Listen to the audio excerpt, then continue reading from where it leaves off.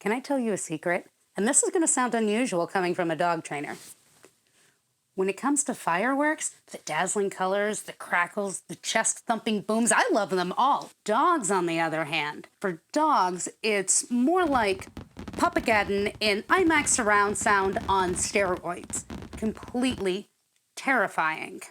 Every year, countless pets panic, run away, or attempt to injure themselves during fireworks season. But what if I told you that there was a way we could make this year safer and less stressful for your pup, and I know it works because I have done it with my own noise-sensitive dogs. In this video, I'll walk you through the exact strategies I use for safety, management, and recovery. And if you're still interested, check out the next video where I will show you how I virtually eliminated my dog's fear of fireworks. Are you ready? Let's get started. First and foremost, let's talk about preparation and safety. New Year's Eve is the second most common day for pets to go missing. The number one day is 4th of July. So it's better to be prepared than not in case anything happens. Sadly, most pets who go missing are not reunited with their owners. So we can increase our odds of getting our pup back if the unthinkable happens if we first update their IDs. That's going to mean making sure that you have clear pictures of them from every angle, including any unusual markings. Be sure these pictures are well lit, and if you can, maybe get some of those cute little toe beans. You know what I mean. Second is to make sure that their identification is updated. This is going to be their tags, their microchip. If your dog has an embroidered collar, mine has their dog's name on it and my phone number. You can also attach an air tag or get a GPS collar. So the second thing that we want to do is secure our home and the yard, because when that adrenaline gets pumping, if dogs are really stressed, they are literal Houdinis and nothing can hold them. So make sure that you have checked your fence for any holes or weak spots, shored those up, and that the gate is locked so nobody accidentally opens it. For inside, make sure that predominantly you have the door locked and windows blocked, and I would also recommend having an extra barrier in between them and whatever exit point there is. Be that the dog is in their crate, in another room, or behind a baby gate. We just want to make sure that we are being as safe as possible. The third thing is going to be to make sure that we keep the routine mostly the same. Dogs are very good at sensing when something is different, and that might increase their anxiety a little bit more than we want. So try to keep exercise, meal, training times, all of that as consistent as possible. If you have time during the day, maybe take them on a relaxing longer hike. If your dog enjoys it, that's a key thing. The dog has to enjoy it. If it's going to cause a little bit more stress, don't do it. Maybe just do an enrichment toy. Also, when possible on New Year's Eve, keep your dog inside as soon as it gets dark. I know most people aren't going to fire off their fireworks until midnight, but you always have that one, and that's all it takes. So keep your dog inside. If you have to go outside because your dog says that they have to potty, make sure that your dog is on a leash and that their collar or harness is secure and not going to come off. All right, next on the list is to make sure that your dog has their safe space.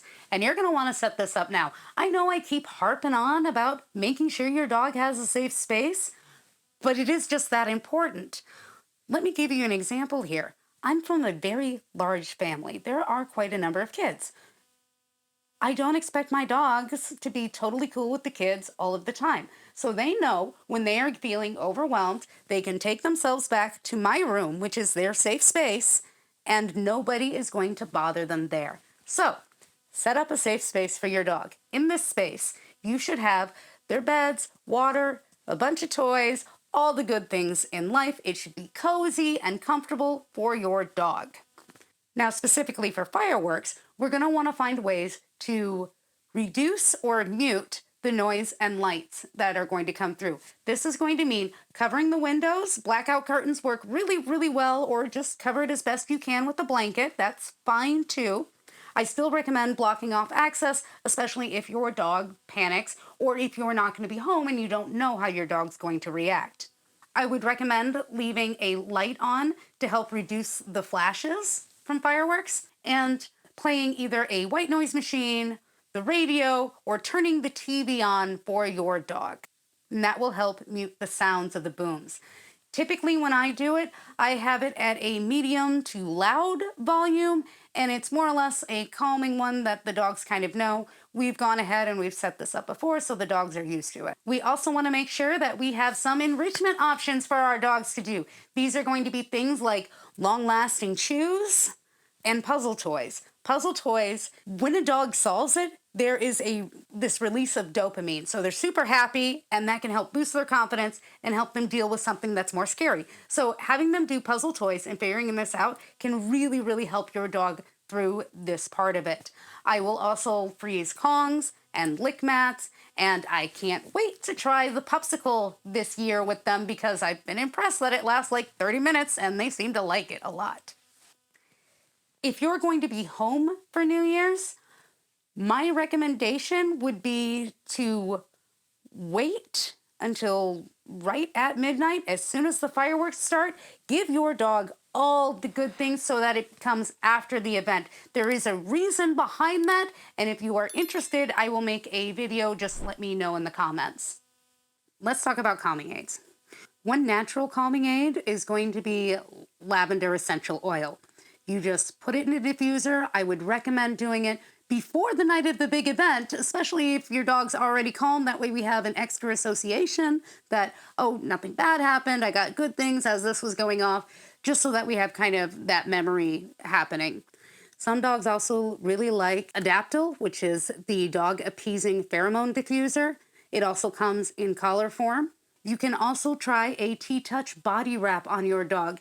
It adds a little bit of comfort, acts like a little bit of a hug for some dogs. Some of them seem to really, really like it. But again, you're going to want to make sure to introduce the wrap to your dog before the night of fireworks.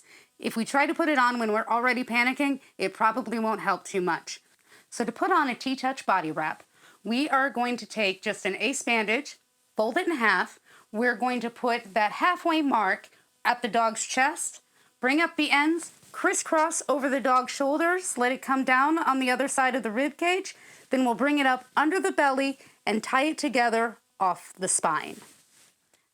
Once again, make sure to introduce this to your dog before fireworks happen. If all of these measures still seem like they're not enough for your dog just yet, go now, discuss with your vet calming supplements and or short-term anxiety medication. So let's talk about stress. What are we actually looking at here? I remember back when I first started, I had no idea how many signals my dog was actually giving me before they got to the point where they were absolutely trembling, frozen in fear, or trying to run away. So common signs of stress are going to be lip licking, excessive drooling, foaming at the mouth, pacing, yawning, dilated pupils. A lot of these dogs will either stand on their toes or they will slink down to the ground. You'll also have your hiding, your cowering, your whining, and your barking. It all depends on the dog, but these are all common signs of stress. If you see that, if you see those beginning ones where it's the lip licking, we're kind of down, jumping at every noise, that's your cue to help your dog through this. And that might mean going into some place where it, again, is nice and cozy, but the sounds are more muted. Now, here's the thing with stress, and especially with fireworks, dogs can perceive it as a traumatic event. And when we're talking that level, the symptoms can actually last for 3 days after the actual event, which means your dog's going to be more on edge and more likely to react. As much as possible, stick to your routine and encourage activities that reduce stress. So things like the puzzle toys, easy puzzle toys, because again, those dopamine hits, those are very, very good. Sniffing is naturally calming to dogs, so sniff games are fantastic ways to help a dog de-stress. If your dog likes hiking and they aren't triggered by things, a nice relaxing hike can also help them out, but I would probably wait a couple of days after the fireworks before you do that. You're going to want to try to avoid situations that could potentially be overwhelming for your dog. That's going to be introducing them to new people, new dogs, new places. For some dogs, it is actually going for a walk where they're going to see another dog. Just take it easy, let them de-stress a little bit, and we'll get through this, okay? Okay. Fireworks don't have to be a nightmare for you or your dog. I've seen it firsthand with Casey. She went from full-blown panic mode to napping through New Year's Eve.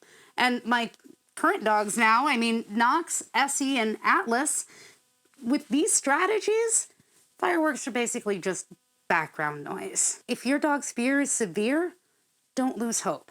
Check out my next video where I will go through step by step how I virtually eliminated my dog's fear of loud noises and fireworks. Thanks for watching.